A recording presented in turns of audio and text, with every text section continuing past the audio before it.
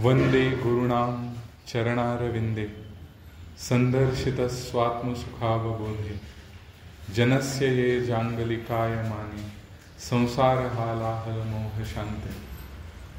पुंडलीकवरदा हरि विठ्ठल श्री ज्ञानदेव तुकाराम, पंढरीनाथ महाराज की जय।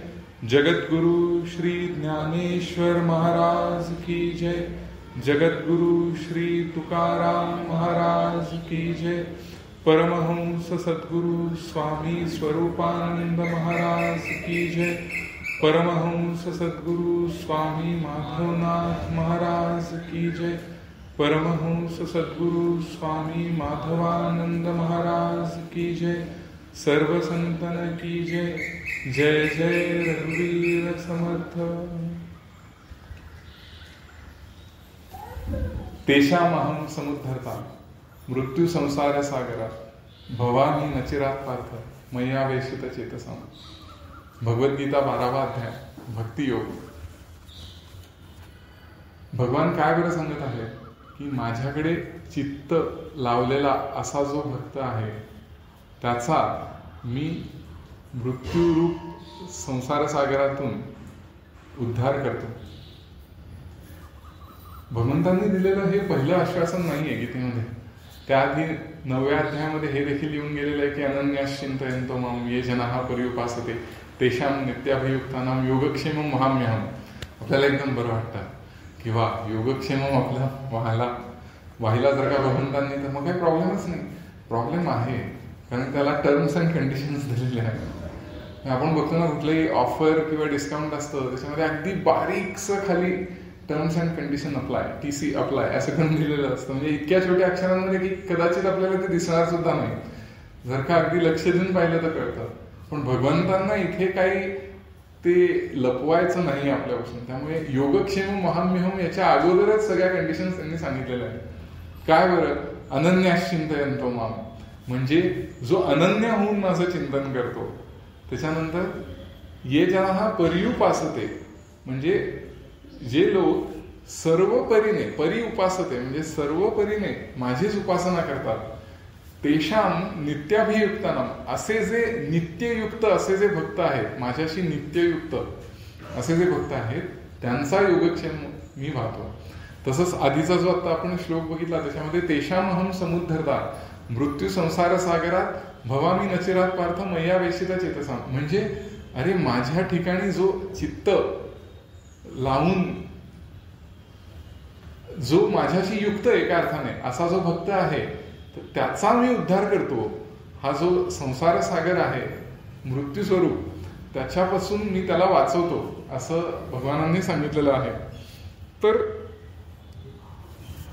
हे करत असताना भगवंत कसे बरं वाचवतात? ते निर्गुण स्वरूप, निर्गुण निराकार स्वरूप काय सगुण साकार होतं का? तर हो, ज्ञानेश्वर महाराजांनी इतकं सुंदररित्या सांगितलंय की जन्म मृत्यूच्या लाटी झळंबती या सृष्टी ते देखून या पोटी ऐसे झाले। म्हणजे ह्या जन्ममृत्यूच्या लाटांमध्ये गटांगळ्या खाणाऱ्या ह्या सृष्टीला पाहून माझ्या मनात एक विचार आला, असं ते म्हणतात। काय बरं विचार आला? की भवसिंधूचे माझे, म्हणजे हा जो सागर खवळलाय, संसार सागर खवळलेला असेल तर त्याच्या क्षोभाने माझ्या भक्तांना भय तर नाही ना उत्पन्न होणार। भवसिंधूचे माझे कवणासी धाकून उपजे येथ जरी की माझे विहिती हन, म्हणजे अरे त्यांना भय तर उत्पन्न नाही ना होणार ह्या क्षोभामुळे, या संसार सागराच्या क्षोभामुळे भय तर नाही ना उत्पन्न होणार। म्हणून का पांडवा मूर्तीचा मेळावा करूनी त्याची गावा धावतू आलो, म्हणजे म्हणून भगवंत असं म्हणतात की मी सगुण रूप धारण करून धावत त्यांच्या गावी आलो। का? त्याला वाचवण्यासाठी म्हणून।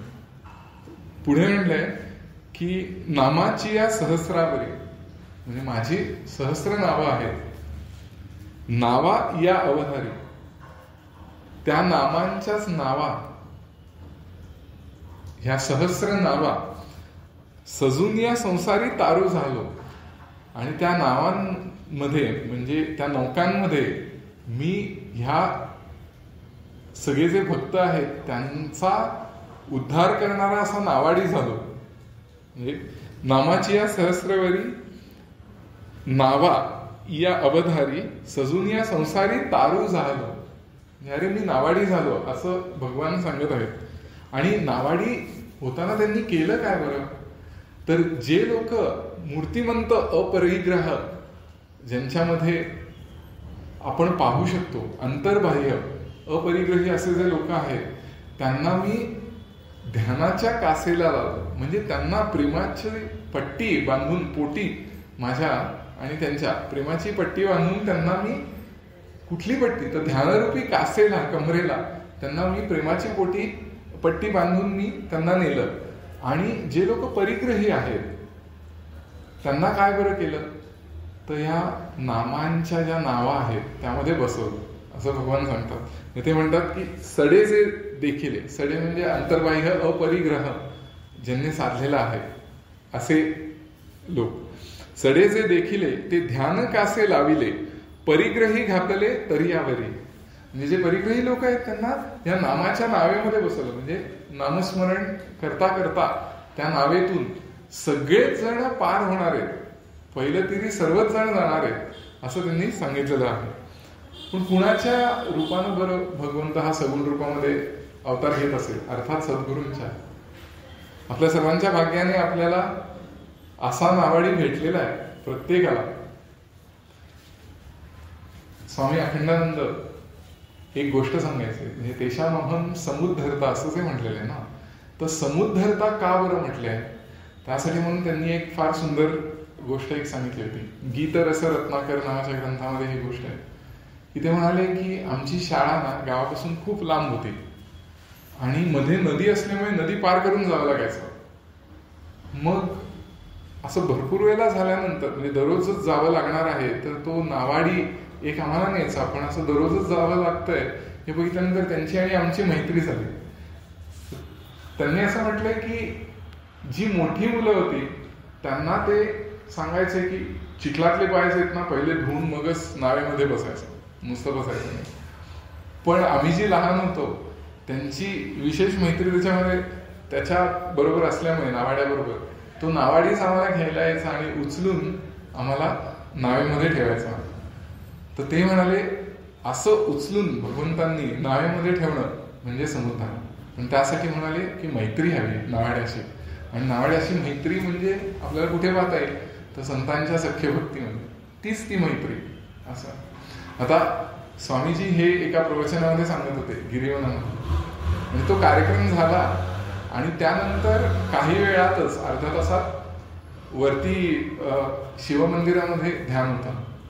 आता त्या मधल्या काळामध्ये आम्ही काही लोक जे पुढच्या अभंगभावतांमध्ये गाणार होतो, तर सगळ्यांना असं होतं की अरे प्रॅक्टिस केलेलीच नाही तबला पेटीबरोबर, तर आपण आत्ता करूया.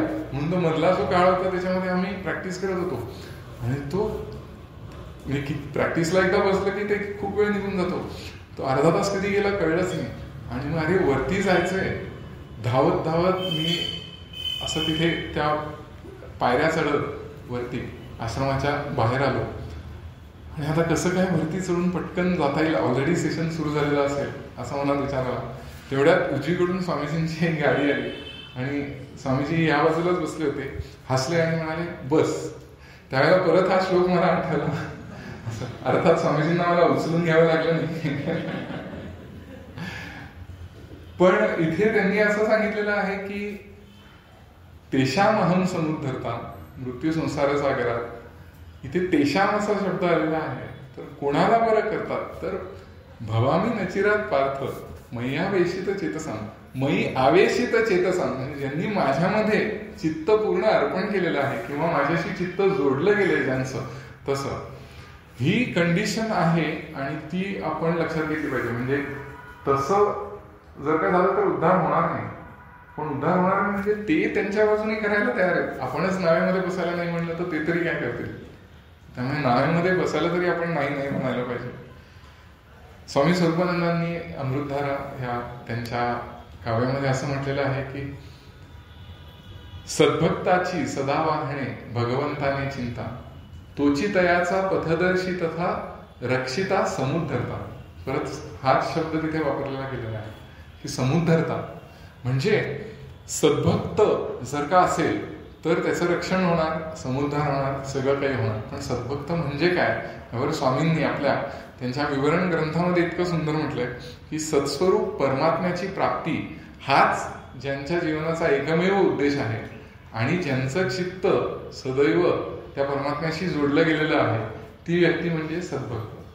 अशी जर का व्यक्ती असेल तर तिचा समुद्धार देखील होईल, रक्षण होईलच, आणि ईश्वर पथदर्शी होऊन त्याला मार्ग दाखवेल असं म्हटलंय. स्वामी विवेकानंदांनी एकदा राखाल बाबूंना म्हणजे स्वामी ब्रह्मानंदांना एक पत्र लिहिलं होतं 1895 साली.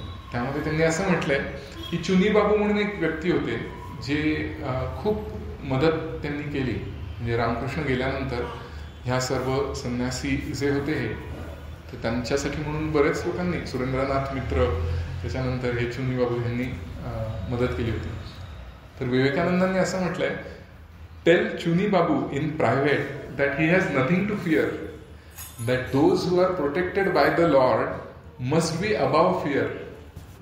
भयाच्या परे असले पाहिजे, ज्यांना भगवंतांनी प्रोटेक्ट केलेलं आहे असं म्हणतात.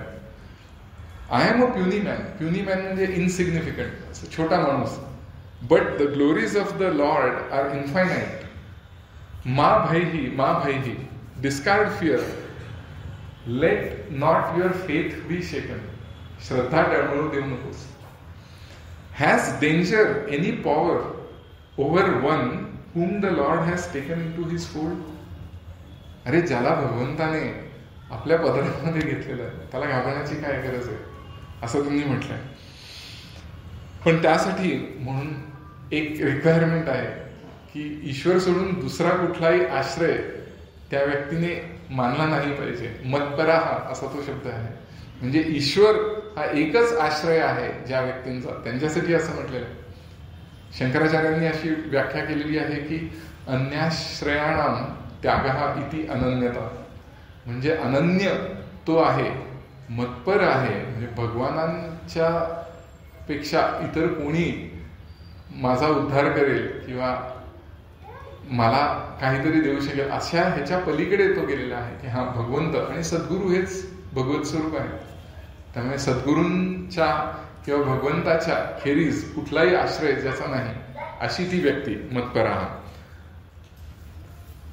आता बघा ह्या श्लोकामध्ये असं म्हणलेलं आहे की तेषाम अहम समुद्धरता, भगवान स्वतः म्हणत आहे, आणि एकीकडे असं म्हणलेलं आहे की उद्धरेत आत्मनात्मन. आता हे कॉन्ट्राडिक्टरी नाही का वाटत? अरे स्वतःचा उद्धार कर असं एकीकडे सांगायचं आणि एकीकडे अरे मी त्यांचा उद्धार करतो असं म्हणायचं. तर स्वामी स्वरूपानंदांनी परत अमृतधारामध्ये असं म्हटलेलं आहे की म्हणती आणि ते कोण कुणाचा करी येथ उद्धार, स्वये कष्टल्या वेळ का होतो कोठे आत्मोद्धार. तू सुरुवात तर कर.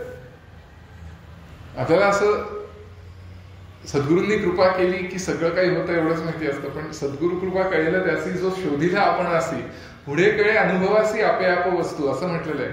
त्यामुळे ती कळेल त्याच्यासाठी प्रयत्न करणं हे पहिली एक प्री रेक्विजिट आहे. ती केल्यानंतर एका विशिष्ट आपण जर का पायरीवरती अडकलो असो तर तिथून अचानकपणे आपण पुढे जातो एक एक दिवशी. तिथे सद्गुरु कृपा आहे असं स्वामी सांगायचं. पण ती त्यावेळेलाच होईल ज्यावेळेला आपण नियमित साधना करू.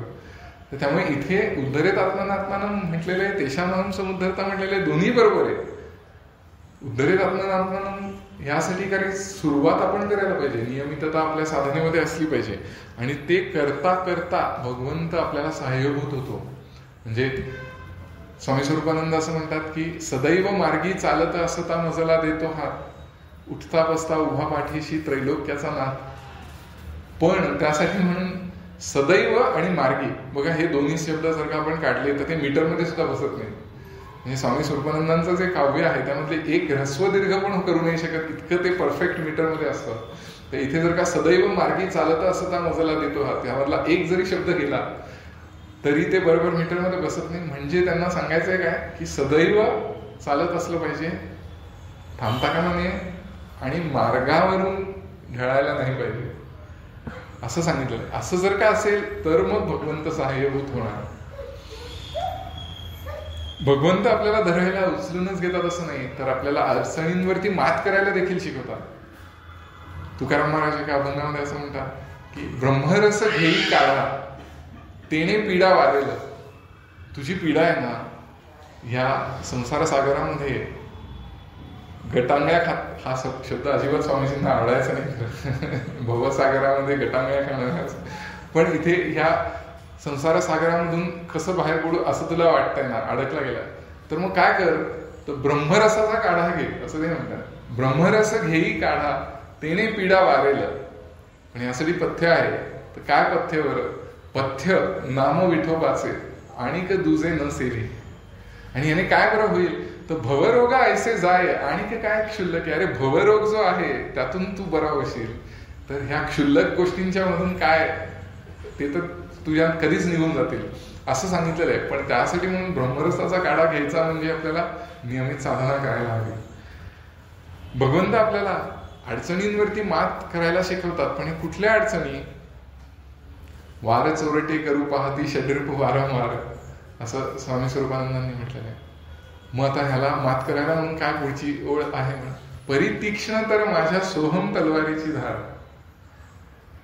चोरटे वार करू पाहतील षड्रिपू, वारंवार तसं करायचा प्रयत्न करतात, पण माझी सोहमची तलवार, अनुसंधानाची तलवार माझी जर का तीक्ष्ण असेल तर त्यांचं काही चालत नाही असं त्यांनी सांगितलं.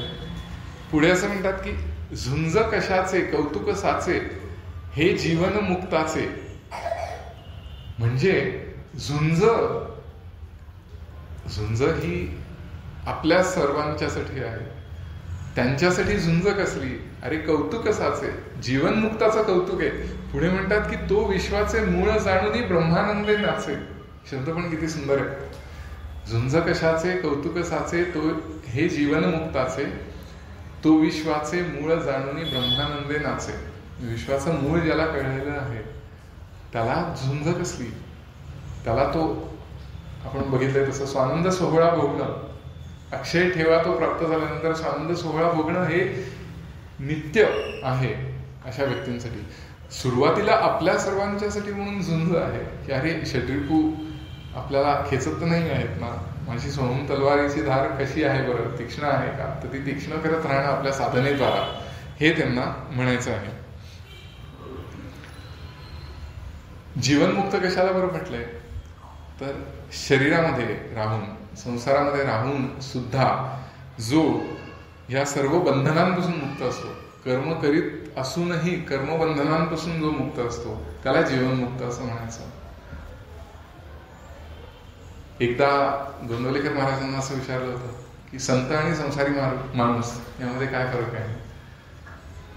त्यांनी म्हणलंय की संत म्हणजे चिकूची बी आणि संसारी माणूस म्हणजे आंब्याची कोय. कितीही चोखली आंब्याची कोय तरी सुद्धा थोडा तरी रस लागलेलाच असतो. तसा हा आपण संसारामध्ये अडकलेला असतो. पण संत म्हणजे चिकूची बी, चिकूच्या बीला कधीही तो गर लागलेला नसतो. किती सुंदररित्या सांगितलेलं आहे. तसं ह्यांचं असतं. म्हणजे एकदा एक प्रसंग आठवतोय. म्हणजे स्वामीजींच्या समोर ऑनलाईन केंद्र असायचं, टेलिफोनिक केंद्र. त्यावेळेला ऑडिओ होतं त्यावेळेला. तेव्हा एक अभंग मी म्हटला होता. तो अभंग असा आहे की आता काय माझं संसाराचे काज निजांतरी गुज प्रकटले, प्रकटता घडे सहज संन्यास नैष्कर्म्य पदास गाठी आले, करोनी अकर्ता भोगुनी अभोगता विश्वी आत्मसत्ता नांदत असे. आता हे सगळं झालं, अभंग वगैरे झाला आणि स्वामींनी त्यावरती विवरण करताना असं म्हणलं, करोनी अकर्ता भोगुनी अभोगता. आपण नाही बरं असं म्हणायचं. ते कधीही थोडं जरी एखाद्याला किंवा कधीही कुठलंही असं खूप मोठं गहन असणारं वाक्य की आपण गायनातून वगैरे जरी म्हणत असलो तरी त्याचा अर्थ सांगताना ते त्यावेळेला वॉर्न करायचं की इथे कॉशन आहे, इथे तू सावध राहिलं पाहिजे. असं करोनी अकर्ता. नाहीतर मग काय करोनी अकर्ता, अरे वाईट गोष्टी सुद्धा केल्या तरी सुद्धा मी अकर्ता आहे असं म्हणणं म्हणजे आपली फसगत करणं आहे असं आहे. स्वामीजी साधकांच्या प्रगतीच्या मानव कल्पनांना कधी डिमोटिवेट न करता बरोबर काय आहे ते सांगायचं. म्हणजे मला एक आठवतं की एकदा स्वामींनीच सांगितला होता हा प्रसंग की एक साधिका होत्या, त्यांनी असं सांगितलं की मी साधनेला बसले होते आणि सगळीकडे प्रकाशच जाणवला, मग माझं झालं का, असं त्यांनी स्वामींना प्रश्न विचारल्यानंतर स्वामी असं म्हणाले, झालेलं आपल्या स्वतःलाच कळतं, ते दुसऱ्याकडून आपल्याला कन्फर्मेशन त्याचं लागत नाही. असं त्यांना तिथे पोलाइटली सांगितलं आणि आम्हाला एक्सप्लेन करताना असं सांगितलं की म्हणजे हे ज्या वेळेला आपल्याला प्रश्न पडतो की माझं झालंय का, त्यावेळेला नाही झालंय, पण हे ते अगदी डिमोटिवेट न करता करायचंय. खूप वेगळं सांगणं होतं त्यांचं. म्हणजे आता बघा की कोणीतरी आपण चांगलं बोललो किंवा चांगलं गायलो म्हणून कौतुक केलं तर नाही होतेच आमच्याकडून करून घेतो असं म्हणणं म्हणजे तुम्ही ते ऍक्सेप्ट केलेलं आहे ते कौतुक. हे त्यांनी एकदा सांगितलं होतं. हे किती सूक्ष्म सांगणं आहे, हे कुठे आपल्याला असं विचार देखील मनात येत नाही. आपण म्हणतो अरे आपण तर देवाला अर्पण केलं, पण ते आतमध्ये आपण किती मान्य केलेलं असतं दुसऱ्याचं कौतुक आणि त्याने आपल्याला किती आपण किती सुखावलं जातो हे आपल्यालाच माहिती असतं. तर त्यावेळेला सावध राहायला ते शिकवतात की नाही हो, हे तर देवाचंच आहे सगळं, त्यानेच दिलेलं आहे वगैरे असं म्हणणं म्हणजे तू मान्य करतोयस की मी केलेलं आहे. मग स्वामीजी कसं बरं रिॲक्ट व्हायचे ज्यावेळेला इतके लोक त्यांना सांगायचे की तुमचं प्रवचन खूप सुंदर झालं, स्वामी तो विषयच खूप सुंदर आहे असं सांगायचं, तो विषयच इतका सुंदर आहे. म्हणजे हे जे सांगणं आहे ना, माझ्या मनात एक गमतीदार विचार आला. आजकाल सगळं आपण ChatGPT वरून माहिती घेत असतो. ही कुठली माहिती, असा सल्ला कधीही ChatGPT आपल्याला देऊ शकणार नाही. मगाशी जो आपण बघितला ना अभंग, की त्याच्यामध्ये असं म्हणलेलं की निजांतरी गुज प्रकटले. पण हे गुज कसं आहे बरं, हे प्रकटलं, हे आतमध्ये जरी कळलं तरी सुद्धा ते व्यक्त करता येत नाही, ते शब्दांमध्ये व्यक्त होत नाही, म्हणून ते गुपित. तर ChatGPT ह्याच्यावरून मला असं मनात विचार आला की अरे GPT हे देखील गुपित आहे. म्हणजे तर ते पण चॅट म्हणजे व्यक्त होणाऱ्यातलं नाही आहे, तर चॅट गुपित नाही आहे. तर ते जर का व्यक्त होणाऱ्यातलं असतं तर मग काय, उद्या ही उत्तर आपल्याला मशीन देखील देऊ शकली असते. पण मशीन अशी उत्तर आपल्याला देऊ नाही शकणार, ते आतून सुरलेलं उत्तर आहे स्वामींना. तर त्यामुळे हे खूप वेगळं सांगणं होतं. वेगळ्या पद्धतीने एखाद्याला कसं मोटिवेट करून साधनेप्रत आणायचं हे स्वामींचं. हे असं म्हणतात ना की जो जनामध्ये वागे परी जना वेगळ्या गोष्टी सांगे, तसं त्यांचं होतं की अरे कितीही त्याला विरोधी भूमिका असलेला एखादा असेल तरी स्वामींचं ऐकल्यानंतर त्याला हे तरी पटूनच जायचं की हा हे जे सांगतात ते बरोबर आहे. पुढे तो करेल न करेल ही वेगळी गोष्ट आहे, पण जी विरोधी भूमिका होती ती पालटली जाते हे आपल्या सर्वांचाच अनुभव आहे. स्वामींनी ही म्हणजे आता हे जे एक्सप्लेनेशन आपण म्हणा हे सगळं आतून सुरलेलं आहे, त्याच्यावरती कितीतरी वर्ष साधनेच्या बरोबर झालेलं चिंतन आहे. म्हणजे एकदा अमेरिकेत असताना मला म्हणाले होते, मला म्हणजे आम्ही सर्वजण बसलो होतो, देशपांडे म्हणून त्यांच्या घरी, कृष्णा आणि संध्या देशपांडे, त्यांच्या घरी असं सांगत होते की मी आमच्या गच्चीवर तासन तास चिंतन करीत बसलेलो असतो. म्हणजे पूर्वीच्या काळात तासन तास चिंतन केलेलं आहे असं त्यांनी सांगितलं. कधी ते व्यक्त नाही करायचे, पण ते बोलण्याच्या ओघात ते व्यक्त झालं.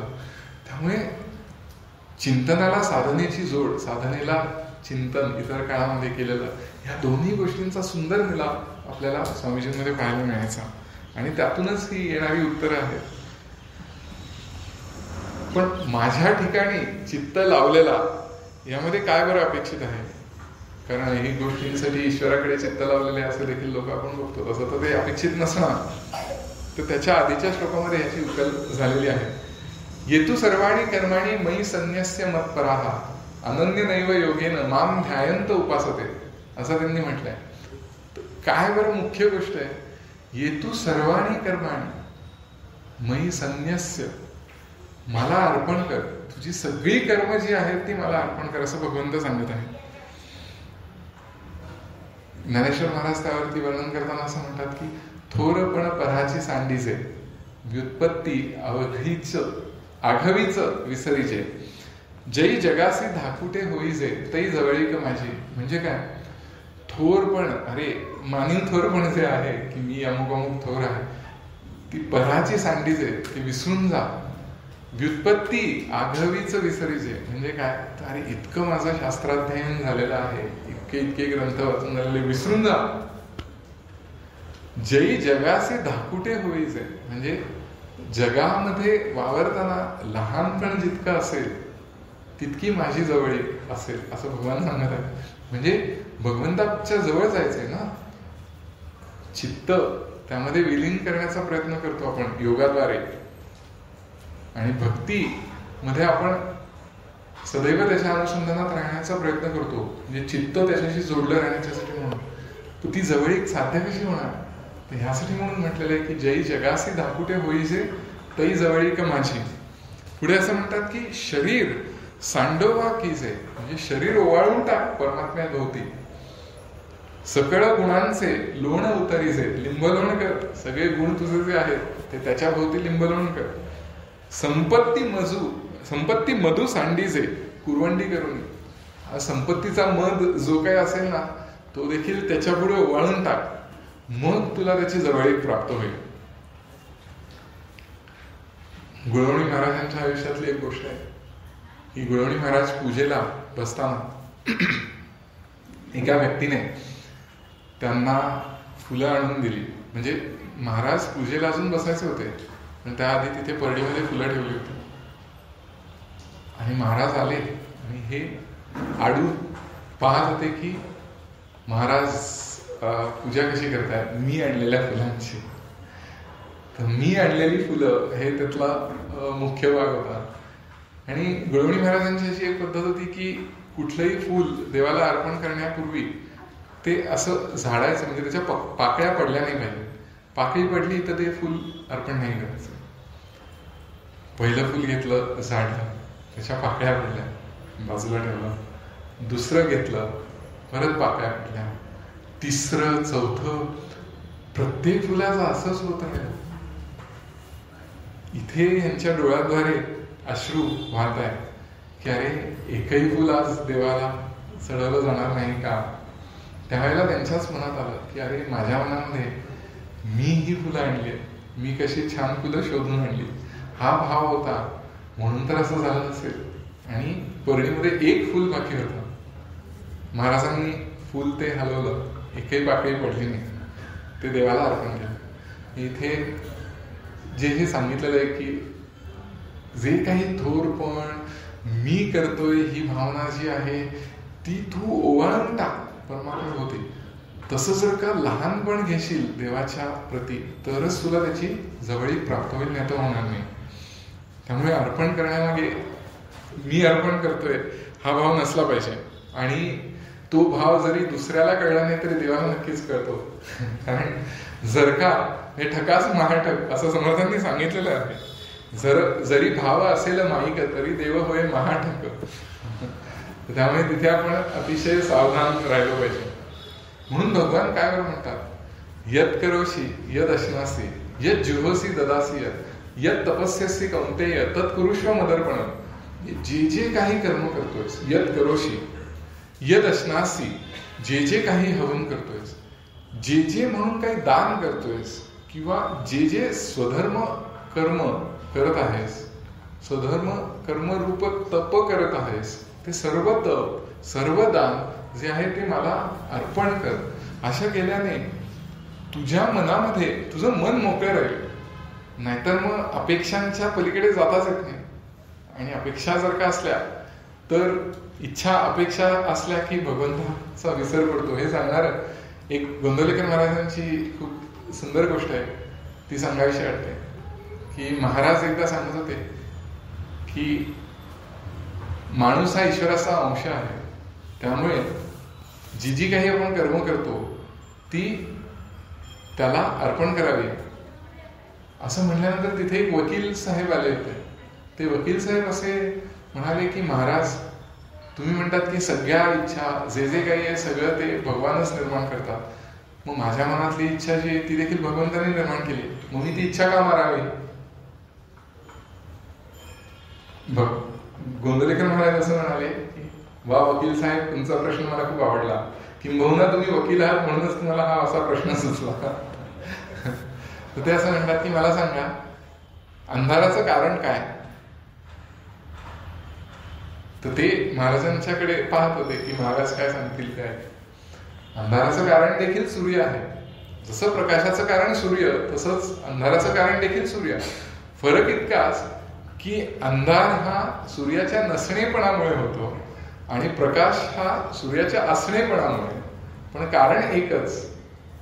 तसंच ते म्हणाले की इच्छा अपेक्षा या देखील भगवंतानेच निर्माण केलेल्या आहे, पण इच्छा ही भगवंताच्या नसणेपणामुळे आहे. म्हणजे काय, तर भगवंताचा विसर ज्यावेळेला पडतो त्यावेळेला इच्छा उत्पन्न होते. त्यामुळे इच्छा ही नसणेपणामुळे असल्यामुळे ज्याला भगवंत हवा आहे त्यांनी सर्व इच्छा ह्या भगवंताकडे अर्पण कराव्या, असं त्यांनी सांगून त्यांच्या प्रश्नाचं निराकरण केलं. इतका सुंदर सूर्याचा दृष्टांत देऊन त्यांनी वकील साहेबांच्या प्रश्नाचं निराकरण केलं. साध्या साध्या गोष्टी, इथे जे म्हटलेलं आहे ना की येतू सर्वाणी कर्माणी मयी संन्यस्य, त्यानंतर मत पराहा, तो तर आपण बघितलंच की दुसरं कोणी आश्रय नाही ईश्वर सोडून, सद्गुरू सोडून. अनन्य नैव योगेन माम ध्यायंत उपासते, हा भाग आपण बघणारच आहोत. पण उपासते म्हणजे उपासना छोट्या छोट्या गोष्टींमधून कसं करता बरं येऊ शकतात या संबंधी सांगणारा एक स्वामीजींचाच जो माझे स्वामी या पुस्तकातला एक प्रसंग आहे, तो मी इथे वाचून दाखवतो. त्यांनी असं म्हटलंय की जेव्हा प्रथमच स्वामींकडे म्हणजे माधवनाथ स्वामींकडे दूध करून न्यायचं होतं, त्यावेळेला नैवेद्य करतात त्या शुचिर्भूततेने आम्ही ते केलं. म्हणजे म्हणाले सकाळी उठून स्नान संध्या करून देवापुढे बसून सहाणेवर नामस्मरण करीत नैवेद्याच्या दुधात बदाम उगाळताना मनामध्ये श्रीराम म्हणता म्हणता इथे कपाळामध्ये स्पंदनं जाणवू लागली. आणि किती सुंदर लिहिले बघा. नैवेद्य करतानाच प्रसाद मिळत होता. प्रसाद हा कुठला की अरे शिरा मिळाला का किंवा हे मिळालं का ते मिळालं का गुरूंकडून, असं नाही. ही जी स्पंदनं निर्माण होत होती तोच प्रसाद. ते म्हणतात की नैवेद्य करतानाच प्रसाद मिळत होता. दूध थंड केलं आणि स्वामींकडे पोचवलं. ते पण बघा, स्वामींकडे पोचवलं म्हणजे कोणातर्फे तरी पोचवलं, स्वतः जाऊन दिलं असं नाही म्हटलंय. कारण पुढे असं म्हटलंय त्यांनी ते घेतलं चांगलं पेलाभर, त्यांना आवडल्याचं नंतर सांगितलं. आपण काय करतो की मी केलेले लाडू स्वामींनी खाल्लेत का, कधी खातील का, हे नसलं पाहिजे असं. तर त्यामुळे इथे दूध, बदामाचं दूध तयार करून त्यांनी पाठवलं. स्वामींनी पेलाभर प्यायलं, त्यांना आवडलं असल्याचं सांगितलं. पुढे त्यांनी असं म्हटलंय आपण दाखवलेला नैवेद्य देवाने ग्रहण केल्याचा आनंद मन भरून राहिला. दूध नेणं ही एक उपासनाच होत असेल असं पुढे म्हटलेलं आहे. म्हणजे जे माम ध्यायंत उपासते हा भाग तर आपण बघणारच आहोत, ध्यानातून ध्यानाची उपासना. पण छोट्या छोट्या गोष्टीतून देखील उपासना कशी होऊ शकते की दूध स्वामीजींना नेणे, मग ते घातलं दिलं एवढाच भाव असेल वर्सेस आपण जे इथे बघितलं स्वामीजींचा भाव कसा बरोबर होता की ते करताना बदाम उगाळताना नामस्मरण करणं सद्गुरूंना आपण देतो आहोत तो भाव. त्याच्या पुढे असं म्हणलं की एकदा स्वामी असं म्हणाले, माधवनाथ स्वामी असं म्हणाले तुमच्या दुधातून मला ताकद येते. स्वामी म्हणतात की बदामात ताकद असते असं मनात येतंय ना येतंय तोच ते असं म्हणाले त्यात तुमचं प्रेम मिसळलेलं असतं ना, म्हणून देवाला सद्गुरूंना बरोबर कळतं की कुठल्या भावाने एखाद्याने काय करून आणलेले आहे ते. पण इथे उपासते ह्या बाबतीत माम ध्यायंत उपासते असं म्हणलेलं आहे की अनन्य नैव योगेन माम ध्यायंत उपासते. सगळी कर्म अर्पण केली पण स्वतःचं मन अर्पण करायचं राहून जाता कामा नाही. तर ते मन अर्पण करणं देवाला हेच तर आत्मनिवेदन आहे. म्हणजे ऐक निवेदनाचे लक्षण देवासी वाहावे आपण असं समर्थांनी सांगितलेलं आहे. त्यामुळे देवाला आपण वाहणं म्हणजे काय देवाच्या पायी लोटांगण घालणं असं नाहीये. मनबुद्धी आपल्या ज्या आहेत त्या अर्पण करणं देवाला. केवळ कर्मच अर्पण केलं तसं नाही, पण मन अर्पण करणं जे की सर्वात अवघड आहे ते करणं हे इथे सांगितलेलं आहे. आणि त्याच्याने अनन्य चिंतन कसं बरं होतं. अनन्य चिंतन म्हणजे त्यांनी असं सांगितलंय, स्वतःचं वेगळेपण किंवा वेगळं भासणारं अस्तित्व ध्यानयोगाने ईश्वरात विलीन करून योगी जी निशब्द शांती अनुभवतात तेच अनन्य चिंतन. नाही तर अनन्य चिंतन तो मग ह्याच्यामध्ये सांगितलेलं आहे ना की अनन्य झालो की वेगळेपण संपलंच, मग चिंतन कसं बरं करायचंय. चिंतन करण्यासाठी वेगळेपण हवं ना, पण ते तसं चिंतन नाहीये. ती जी युक्त झाल्यानंतरची जी शांती आहे ती म्हणजे निरंतर चिंतन असं त्यांनी म्हटलेलं आहे. तर स्वतःच्या व्यक्तिमत्वाचा वेगळेपणा देवाला अर्पण करणं म्हणजे आत्मनिवेदन. आणि त्याचा परिणाम असा की चित्त नेहमी ईश्वराशी जोडलं जातं.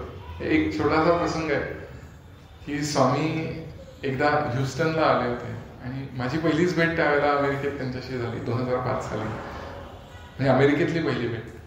तर अनिल काका रोडे आणि त्यांचं कुटुंब, आशाताई स्वामीजी आणि मी असे आम्ही एका आर्बोरेटम मध्ये चाललो होतो. स्वामी बॉटनी मधले असल्यामुळे म्हणजे आर्बोरेटम बघण्यासाठी आपण जाऊया असं अनिल काकांनी सांगितलं.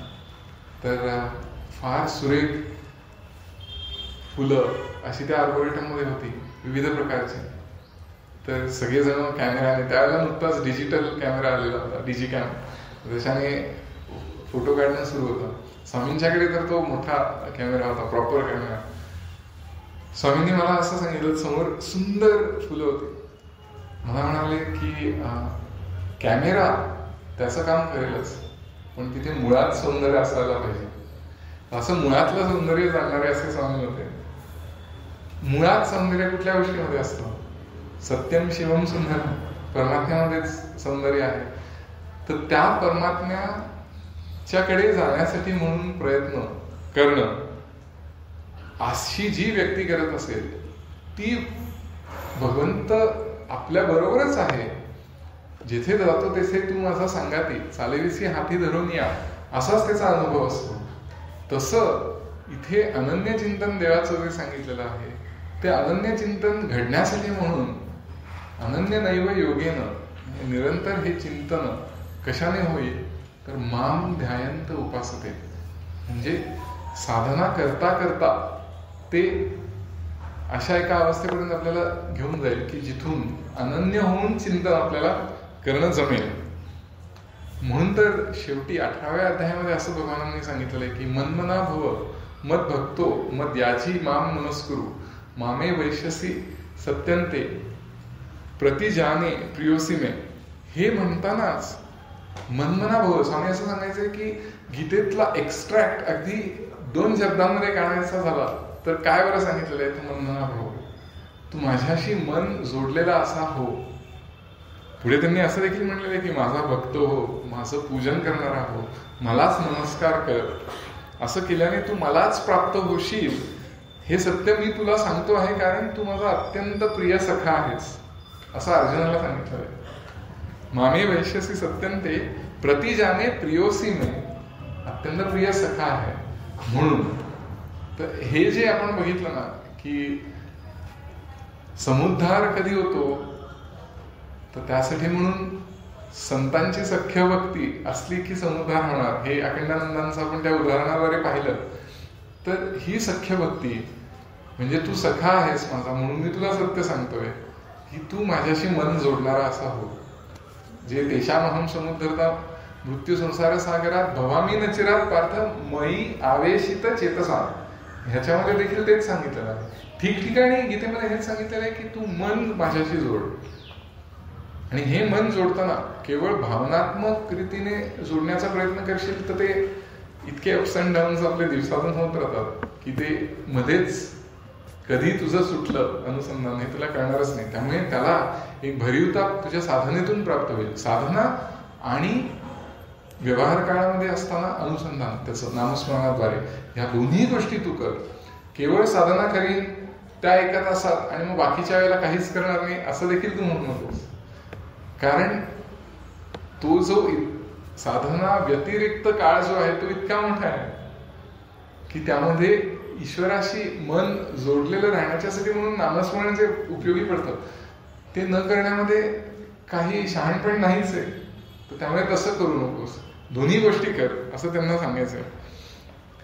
उद्धरेत आत्मनात्मानं हे जे त्यांनी सांगितलेलं आहे तेच परत परत आपण बघतो आहोत की आधी आपण साधना केली पाहिजे. ती साधना करता करता भगवंत कसा आपल्याला सहाय्यभूत होतो, कसा आपल्याला ह्या संसाररूपी सागरातून बाहेर काढतो. बाहेर काढतो म्हणजे काय, उद्यापासून संसार सोडून जावं लागेल की काय अशी भीती बाळगण्याची काही गरजच नाही. संसार सोडणार कसा? स्वामी असं म्हणायचंय की सगळं सोडून मनामध्ये राहायला गेला आणि तिथे नवा संसार सुरू केला. नंदुलेकर महाराज असं म्हणाले एका प्रसंगामध्ये, एक साधक आले होते आणि काय मग कुठे उतरला? मी माझ्या खोलीमध्ये उतरलोय. तर ते म्हणाले माझ्या खोलीमध्ये? अहो इथे तुम्ही माझं पण सोडण्यासाठी म्हणून येतात आणि इथे तर तुम्ही माझी खोली म्हणून मोकळे झाला. तर ते कधी माझं माझं माझं हे म्हणणं म्हणजे संसारामध्ये राहिलेलाच आहे. मग उगाच सगळं सोडून जायचं कशाला? संसारातच राहून याची जन्म येण्याची काय, संसारा होईचे निराळे, मोक्ष पावेचे निश्चळे, स्वरूपाकारे. स्वरूपाकार होणं ह्यासाठी संसार सोडायला पाहायलाच नको. आपण आपल्या सद्गुरूंनाच पाहावं, त्यांच्या सद्गुरूंना पाहावं.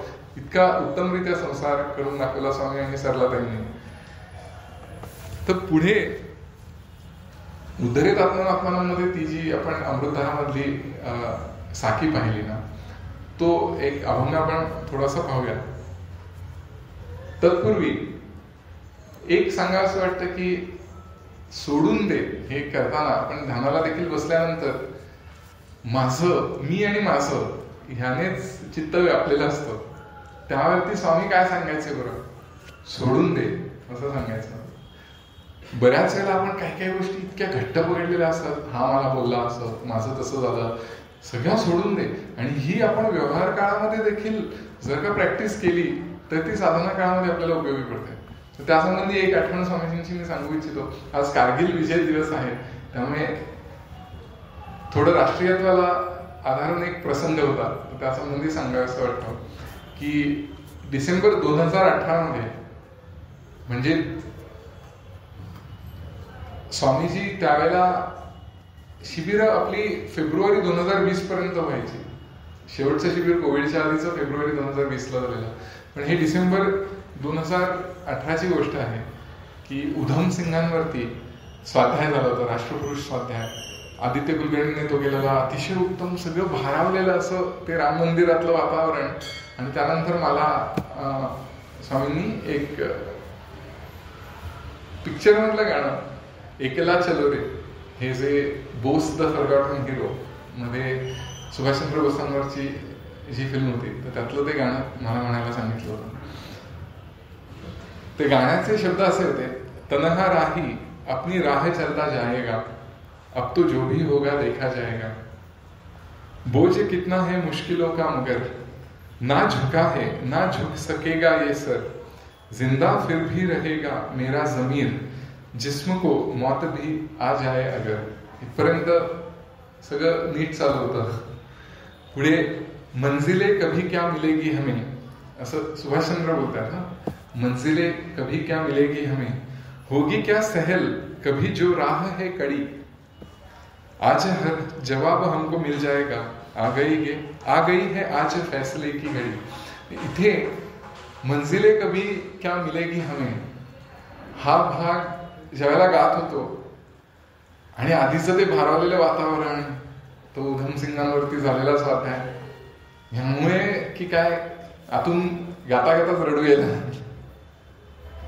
परत गायचा प्रयत्न केला पण नाहीच जमलं, शेवटी ते बंद केलं. आता ते अचानक असं झालं तर कधीच ह्याच्यापूर्वी असं झालेलं नव्हतं.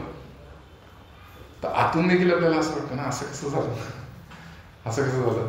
मला एक दोघांनी असं विचारलं, काय तू गाण्याचे शब्द विसरलास का? नाही, शब्द नव्हतं विसरलं. मग आपल्याला ते आपण काय करतो, आपण दुसऱ्यांना सांगायला जातो की नाही असं असं झालं वगैरे. स्वामींना मी सांगायला गेलो त्यावेळेला स्वामींनी माझ्याकडे पाहिलं सुद्धा नाही. मी असं खाली बसलो होतो, ते वर तिथे जिथे आपण भोजन करतो ना, आणि स्वामी आशाताई जिथे बसायचे तिथे स्वामी आणि आशाताई दोघे बसलेले होते, आणि मी खाली इथे बसलेलो, माझ्याकडे पाहिलं सुद्धा नाही. वरती बघून मी एक्सप्लेन करून झाल्यानंतर सोडून द्यायचं एवढंच म्हणाले. त्यावेळेला मला जाणवलं की अरे आपण स्वतःची बाजू मांडतोय सारखी सारखी, आणि त्याद्वारे मी कसा चुकलो नाहीये हे आपण करण्याचा प्रयत्न करतोय, चुकीचं आहे. सोडून दे. प्रत्येक वेळेला त्यांचं हे होतं की किती धरून ठेवशील, सोडून दे. आणि ही सोडून देण्याची प्रॅक्टिसच आपल्याला उपयोगी पडणारे ध्यान काळामध्ये देखील, की विचारवृत्तींना सोडून आपल्याला पलीकडे जायचंय. मग तेच सारखं मनात धरून ठेवलं असतं कसं बरं झालं. तर ही सोडून दे हे जे स्वामी सांगायचे तेच पुढे यांनी सांगितलंय. अमृतधारामधली जी आपण साखी बघितली, उद्धरेत आत्मनात्मानं, हे सांगताना त्यांनी काय बरं सांगितलंय तो पूर्ण साखी समूह आपण पाहूया. की पुण्यपत्तनी श्री सद्गुरूंनी पथदर्शी होऊन ओम तत्वम सोहम सहा श्रुतीची दाखविली मज गुण. पुण्यपत्तनी म्हणजे पुण्यनगरी मध्ये गणेशनाथ महाराज, आता आपण बघितलं अभंगामध्ये, पुण्याचे होते बाबा महाराज होते. तर त्यांनी काय बरं खूण सांगितली असं स्वामी स्वरूपानंद सांगतात. ओम तत्वम सोहम सहा म्हणजे ते तत्व तूच आहेस, ही खूण. पुढे गुरु परंपरा वर्णन करताना असं म्हणलंय की आदिनाथ मत्स्येंद्र गोरख श्री गहिनी निवृत्ती ज्ञानदेव देव चुडामणी गुंडाख्याली महंती अनुभवली सद्विद्या ही गुरु परंपरा सांगितली शतकानुशतक प्रत्यक्ष जशी पुढती चालत आली. आणि मग पुढे त्यांनी म्हटलंय म्हणती आणि ते कोण कुणाचा करी येथ उद्धार स्वय कष्टल्या विणका होतो कोठे आत्मोद्धार. आणि पुढे सांगताना असं म्हटलंय की त्याच खुणेने तन्मयतेने आक्रमिता सत्पंथ प्रमाण अंतःकरण तत्वता लागे प्रांत अनंत. शब्द सुद्धा इतके सुंदर आहे की त्याच खुणेने, कुठली खूण? ओम तत्वम सोहम सहा, म्हणजे आपण ध्यानाला बसताना म्हणतो ती खूण, आणि त्याच खुणेने तन्मयतेने आक्रमिता सत्पंथ. इथे वीराचं चालणं आहे असं स्वामींनी वर्णन करताना सांगितलंय. कारण नाहीतर स्वामी स्वरूपानंदांची जी प्रकृती होती ती कोमल होती, पण इथे मग शब्द कसा वापरलाय? आक्रमिता सत्पंथ. मगाशी आपण जे गुरु परंपरा ऐकताना पुढला भाग त्यातला बघितला, त्याच्यामध्ये सुद्धा आक्रमिता पंथ असाच शब्द वेदांतांनी वापरलेला आहे. तर आक्रमिता सत्पंथ प्रमाण अंतःकरण, ही अनुभूती येणार कुठे आहे? अंतःकरणामध्ये अनुभूती येणार आहे ना. त्यामुळे ह्या अनुभूतीचं प्रमाण कुठे? अंतःकरणामध्ये. काय बरं होईल? लागे प्रांत अनंत, अनंताचा प्रांत लागेल. तिथे देखील स्वामीजींनी वर्णन असं केलेलं आहे की अनंताचा प्रांत म्हणजे एक अनंत नसलेला प्रांत आणि एक अनंताचा प्रांत असं नाहीये. ते आपल्या समजण्याच्यासाठी म्हणून असं म्हटलेलं आहे की अनंताचा प्रांत लागेल. तू साधना करता करता वस्तुतः सर्व ठिकाणीच तो आहे, सर्वव्यापीच तो आहे, पण तुला ते कळून चुकेल, त्याची अनुभूती येईल आणि मग तो सगळीकडे आहे हे तुला कळेल. तर असा हा सुंदर साखी समूह जो दिलाय, त्याच्यामध्ये आपल्याला सांगितलेलं आहे की भगवंत जरी आपला समुद्धार करणार असणारे तरी सुद्धा आपल्याला तो मार्ग स्वतःच चालायचा आहे. मग ते उद्धार करण्याच्यासाठी म्हणून आपण लायक होऊ. आक्रमिता सत्पंथ याने आपल्याला कसं चालायचंय बरं साधना करता करता, हे सर्वांनाच आपल्याला या साखीमधून कळलेलं आहे. तर ते सांगणारा अजून एक शेवटचा प्रसंग सांगतो आणि मग बोलणं थांबवतो. एकनाथजी रानडे सर्वांना माहिती आहे, विवेकानंद रॉक मेमोरियल ज्यांनी स्थापन करण्यामागे, म्हणजे स्थापन होण्यामागे ज्यांचा सिंहाचा वाटा होता, विवेकानंद केंद्र देखील ज्यांच्यामुळे सुरू झालं, त्यांच्यावरती वन लाईफ वन मिशन म्हणून एक डॉक्युमेंटरी आहे. अतिशय सुंदर डॉक्युमेंटरी आहे. तर ती नुकतीच पाहण्यात आली काही महिन्यांपूर्वी. आणि त्यामध्ये त्यांनी असं म्हटलंय की शेवटच्या काळामध्ये त्यांची स्मृती गेली आणि त्यांचे जे सहकारी होते ते ती स्मृती परत आणण्यासाठी म्हणून खूप प्रयत्न करत होते. तर खूप वर्षांपूर्वी त्यांनी एकदा साधक कसा असावा बरं हे सांगण्यासाठी म्हणून जे वर्णन केलं होतं ते आपण त्यांना परत एकदा विचारू, साधक कसा असावा. मग त्यांना आठवतंय का बघूया म्हणून एकाने त्यांना विचारलं तुम्हाला आठवतंय का मागे तुम्ही काय ह्याचं उत्तर दिलं होतं? ते एकदम त्यांचा चेहरा खुलला आणि म्हणाले की हो आठवतंय ना. साधक कसा असावा? सदाचरण तत्पर असावा, सदाचरण असलेला असावा. परत एकदा विचारलं, साधक कसा असावा? सदा चरण तत्पर असावा. परत एकदा विचारलं की साधक कसा असावा? सदाच रणतत्पर असावा, असं त्यांनी सांगितलं. म्हणजे युद्धासाठी तयार. कुणाविरुद्ध युद्ध? स्वतःच्या मनाविरुद्ध युद्ध. मन आपल्याला खाली खेचण्याचा प्रयत्न केला की त्याच्यावरती युद्ध करून विजय मिळवण्यासाठी, म्हणून सदाच नेहमीच रणतत्पर असावं असं त्यांनी सांगितलेलं जे आहे. आणि हे होण्याच्यासाठी म्हणून पंथ, जो सत्पंथ आहे तो आक्रमण किंवा त्या मार्गावरून अतिशय संवेगाने आपले प्रयत्न घडू देत अशी सद्गुरूंच्या चरणी आपण प्रार्थना करू. आणि एवढं प्रार्थना करून मी माझं बोलणं स्वामींच्या चरणी अर्पण करतो. पुंडलिक वरदा हरी विठ्ठल श्री ज्ञानदेव तुकाराम, पंढरीनाथ महाराज की जय. जगद्गुरु श्री ज्ञानेश्वर महाराज की जय. जगद्गुरु श्री तुकाराम महाराज की जय. परमहंस सद्गुरु स्वामी स्वरूपानंद महाराज की जय. परमहंस सद्गुरु स्वामी माधवनाथ महाराज की जय. परमहंस सद्गुरु स्वामी माधवानंद महाराज की जय. सर्व संतन की जय. जय जय रघुवीर समर्थ. नमितो योगी थोर विरागी, तत्वज्ञानी संत, तो सत्कविवर परात्पर गुरु ज्ञानदेव भगवंत. ओम.